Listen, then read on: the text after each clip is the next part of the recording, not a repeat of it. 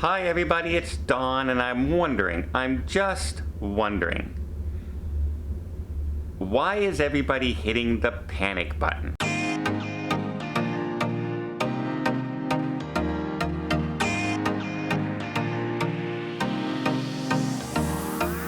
So while I'm traveling, I like to listen to my local news station in Ottawa. I have them on the computer and I can listen to the talkback shows and some of the news stories that are going on, and almost consistently every single day or every second day they are talking about Omicron, and how hospitals are going to be overrun and how cases are going to skyrocket. And here comes the restrictions. Ontario is making an announcement today at 3 o'clock about whether or not, what kind of capacity limits you should have for people for Christmas again, and get-togethers, and should you be able to get together with somebody who's unvaccinated? Should you make everybody test to come over to your Christmas dinner? All that kind of thing. And it's all based on the Omicron virus. And to this date, out of the thousands and thousands of people who have tested positive for Omicron virus, I've only heard of one fatality. And when they were asked about that fatality, what were the conditions around it? How old was the person? What was the situation? There was no details. We don't have those details with us right now. What? Was the lady 95 years old? Was she in a hospital for 6 months before she got the... We don't know any of those details. Was it a 20-year-old, perfectly healthy? We don't know. They're not telling us. But everybody in the governments around me seem to be hitting that panic button. Panic.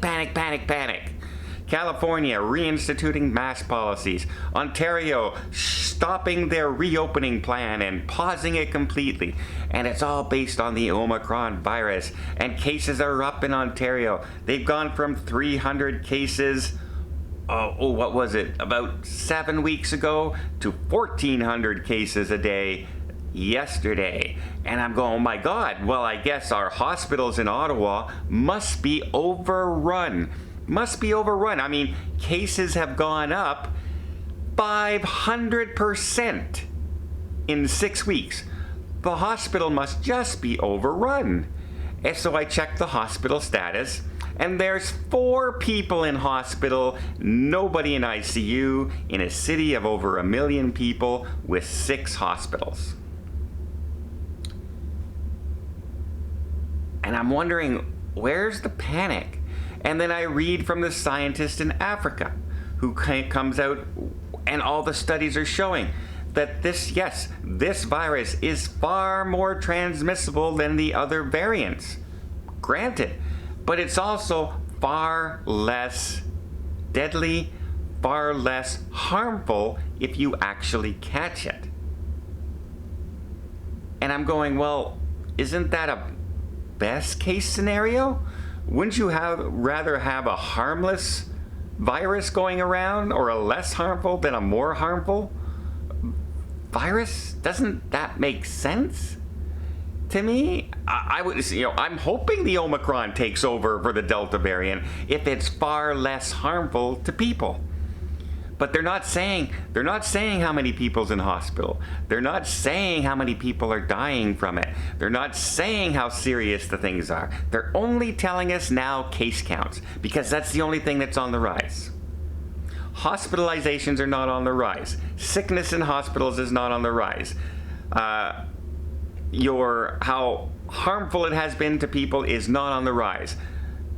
Fatalities are not on the rise. But those case numbers are. So let's start locking down again. And they are predicting Kingston in Ontario, Canada, just locked down again. Starting to put in more restrictions. Less people in dining. Nobody allowed to go for Christmas dinners. And they're expecting Ontario to announce that by the end of the week as well. With no real numbers to back it up other than case counts. And their argument is it's inevitable.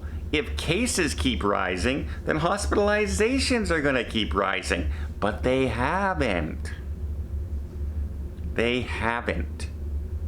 500% rise in cases, hospitalizations haven't risen.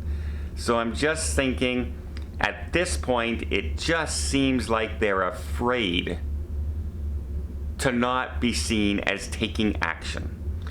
It doesn't matter the science, it doesn't matter the facts, it doesn't matter, with their own eyes what's happening. It's all about what if. And we're seen as not doing anything. So we better be overcautious and we better take actions even if the numbers and the science don't back it up. And that's a scary proposition because they've been preaching to us now for almost 2 years, follow the science. Follow the science, everybody. Follow it. We're following the science. And in this case, they're not following the science, they're following their political futures, and they're afraid not to be seen as doing something in case something happens.